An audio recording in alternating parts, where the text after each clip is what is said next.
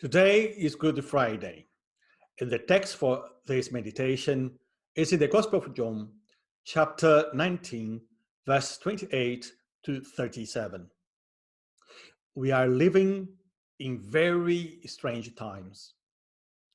Many are being forced to stop their normal activities, whereas others are working much more than they ever did.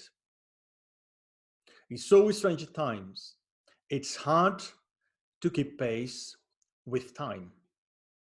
In our daily lives now, time seems to be an infinite continuum.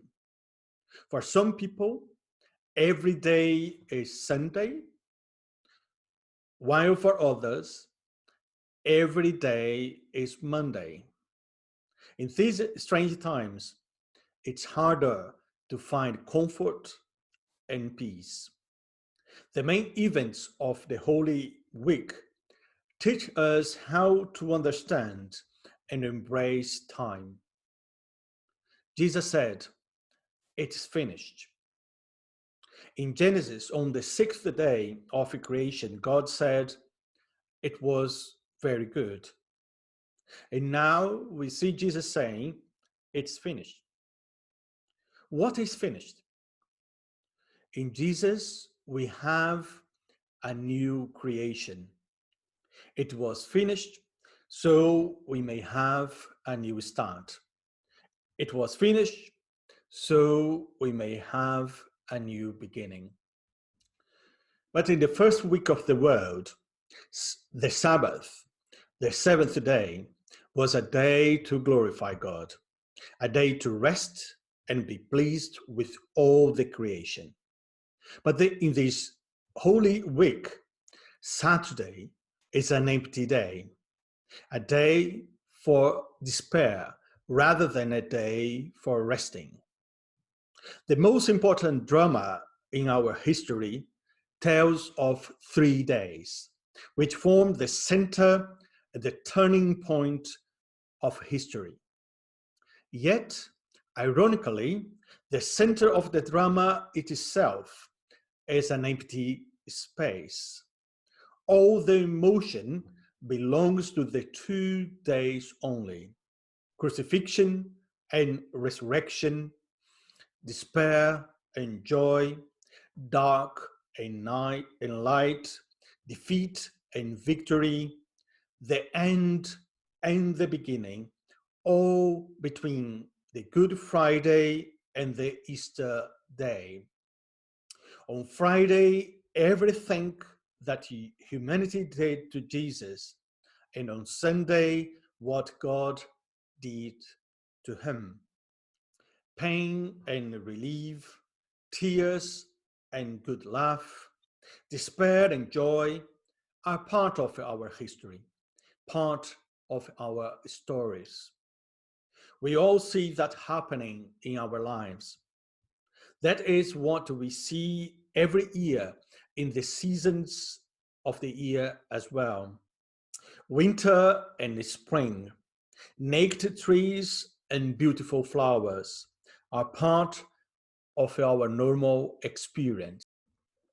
It's not a surprise that we celebrate Easter in this period of the year, when we are leaving the winter and going to spring, from dark days to brightful days.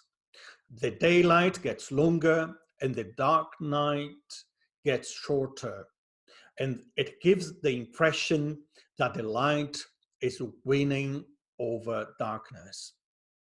But we are not giving words to a natural phenomenon as the pagan religions did. We are not celebrating spring or the sun. We are not just telling a story to explain a shared experience of defeat and victory. We are talking about God's story with us, and that is much deeper than this normal experience.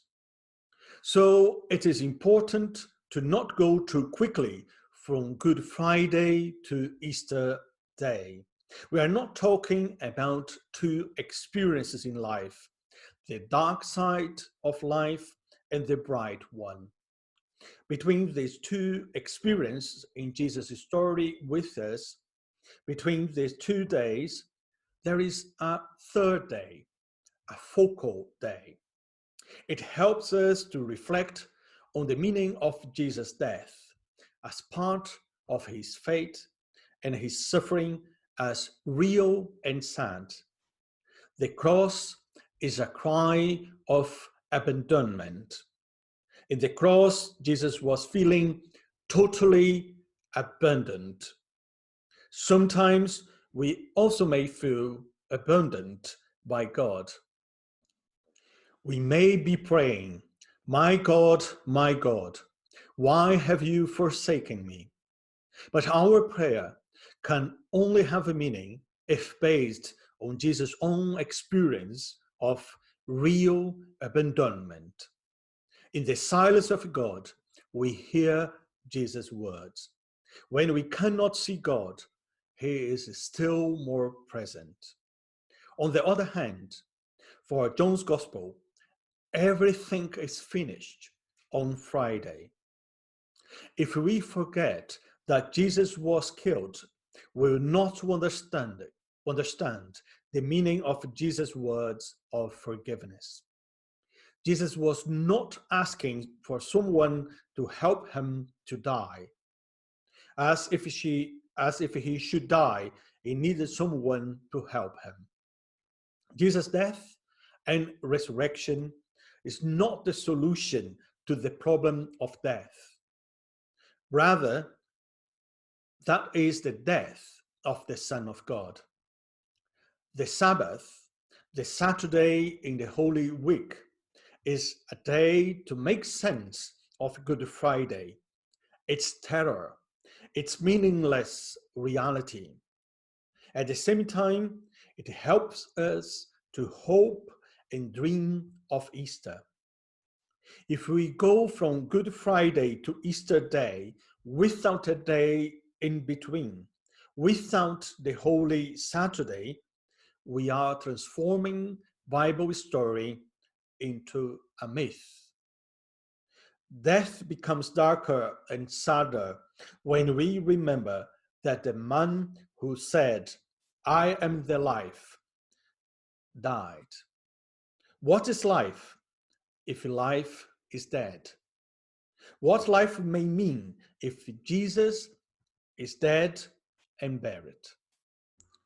The world began when everything was in chaos, and only the Spirit of God was hovering over the waters. Jesus' ministry began when he was baptized in the waters of the Jordan, and the Spirit came upon him. We all know that water is essential to our lives and how hard it is to be thirsty. But there is another meaning for thirst. It is the spiritual, the frightening thirst. This thirst is present on Good Friday as well.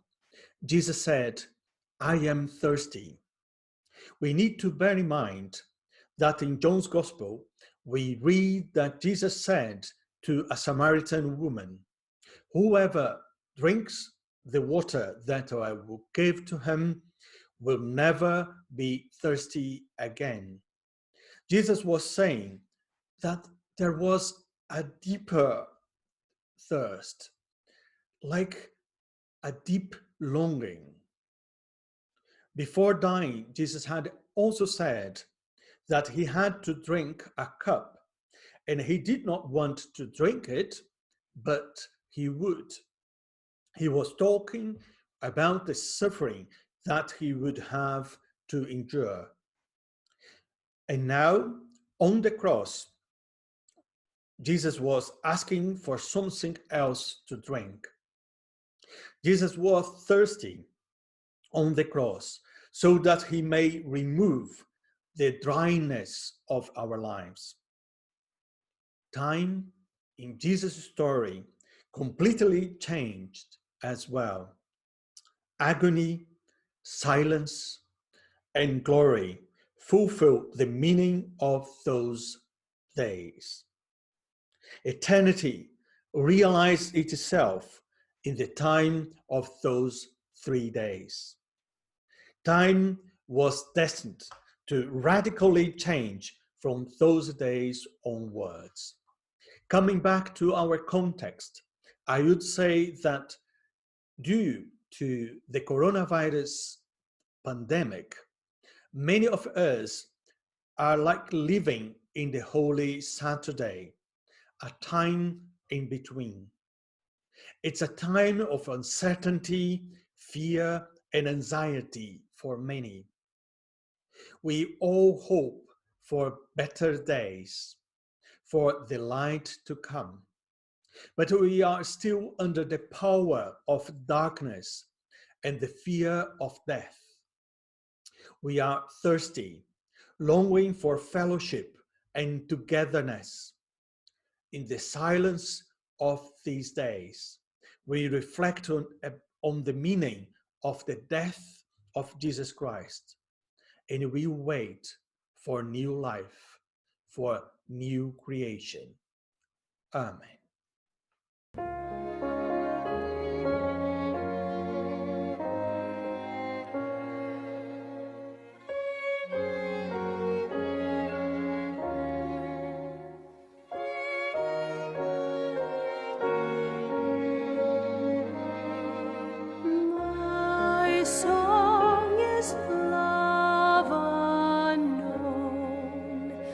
My Saviour's love to me, love to the loveless shown, that they might lovely be.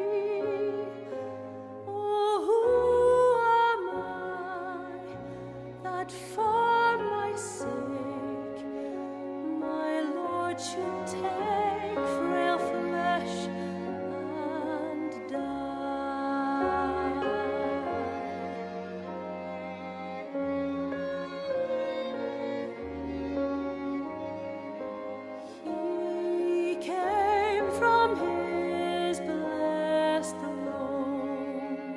Salvation to bestow, but man made strange and none the longed for Christ would know. But oh, my friend indeed, who at my need his life did spare.